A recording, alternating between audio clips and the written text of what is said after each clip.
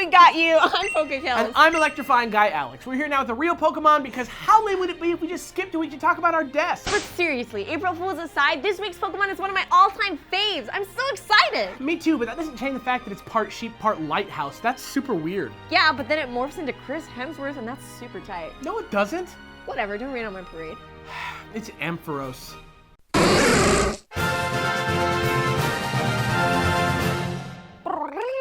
Did you just say Ampharos? Yeah, what is it? Ampharos. Ampharos? Yeah. Lame. Why? Ampharos is a super neat electric Pokemon from Gen 2. Its name is a mix of amps, which is a measure of electrical current, and pharos, Greek for lighthouse, not pharos. What gives? You're just splitting hairs, boy. Now focus, there's so much cool stuff to say about Ampharos. Like, did you know that you can see its tail glowing from space? What? That's crazy. Well, maybe that's why in ancient times people used it for things like guiding themselves across the sea or communicating over long distances, like smoke signals or this cool guy mirror flashing from the hillside cowboy movie signals. Funny you should say that, because Ampharos is tall and has stripes, just like a lighthouse does. It's the light Pokemon. Oh yeah! And you know who else is the light Pokemon? Lantern, another Pokemon with a really bright ball attached to his body. Oh, I love Lantern, he's so cute. And even though we don't know exactly why Ampharos glows, Lantern's luminescence comes from a chemical reaction between bacteria and body fluids inside his antenna. So maybe it's the same thing for Amphi. Amphi? Yeah, so he's a cute sheep, he gets a cute nickname. Is he a sheep? Where's his wool? Yeah, duh, the whole line is based around the idea that wool builds a static charge. Mareep has full wool, Flaffy's got half, and Amphi's fully shorn. Oh, and maybe it's also related to sci-fi author Philip K. Dick's famous novel, Do Androids Dream of Electric Sheep? Maybe. Whatever, Blade Runner's awesome. That's true, but that doesn't matter now because as you know, Ampharos gained a Mega Evolution in Gen 6. That's right, and it gains a dragon typing, and dragons are really cool. So let's learn all about that in our new and ridiculous segment called Dragons Are Cool? Yeah.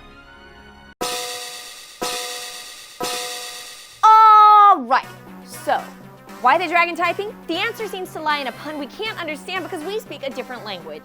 In Japanese, Ampharos is called Denryu, but depending on how you read it, it can either be Denryu, which means electrical current, or Denryu, which means electrical dragon. Huh, okay, so that explains the dragon typing, but why the long flowing hair? My money's on Thor, baby. Not quite, Goofy. Mega Ampharos looks metal as heck, but can actually all be boiled down to the story of Japanese goddess Otohime. Oh yeah, Orihime is also known as Toyotama Hime, or Luminous Pearl Princess. She was the daughter of Ryujin, daughter of the sea, and after giving birth to Emperor Jimmu, legend has it that she morphed into a dragon and flew away. Yeah, and women have long, beautiful hair, and Toyotama Hime means Luminous Pearl Princess, and Ampharos is a light Pokemon, and both of them turn into dragons, and just look at all those pearls! It just makes sense! Yeah, there's even a genus of extinct crocodile called Toyotama Phimia that's named after the myth. Isn't that cool? Dragons are cool, and that's the name of the segment. Cool! Wow, who would have thought there was such great stuff to say about Ampharos?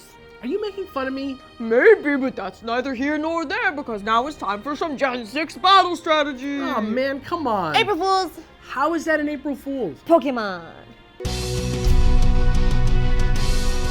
Hooray! Ampharos' new Mega form finally makes it a viable option to run as a bulky special attacker in OU.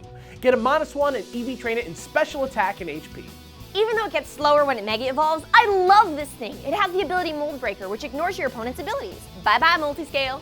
Teach Ampharos Thunderbolt as its main stab move and Dragon Pulse as another great stab attack for hitting enemies immune or resistant to electric attacks. During the first part of the match, though, I'd say stick with using Volt Switch. It'll whittle down the HP of several opponents if you constantly switch in and out, and it'll help you build some great momentum. Finally, in the last slot, you're going to want to go with Focus Blast. It covers some bulkier threats that don't really care about electric or dragon type attacks. If you're gonna go with a non-Mega Ampharos, it's a lot less viable, but the set is pretty much the same.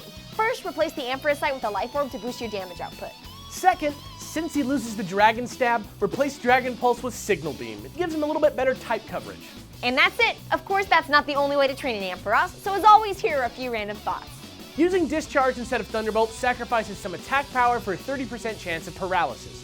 Could be super annoying. For those showdown peeps, swapping Signal Beam for Hidden Power Ice is a viable option for handling ground types. Try it out. And finally, giving Mega Ampharos some special defense EVs, his Mega Bulk makes him a fairly good rest sleep talk user. Try it out to mess with people's heads. And that's it, Ampharos, a little more interesting than my desk. If you like what you see, subscribe and leave your suggestions for Pokemon for next time down below. And check out our April Fool's episode right here. I'm PokeKellz. And I'm electrifying guy Alex. See you next week for another glittering episode of The Dex. You could duck behind it. You could maybe swing it once. Use it to jump off of onto somebody.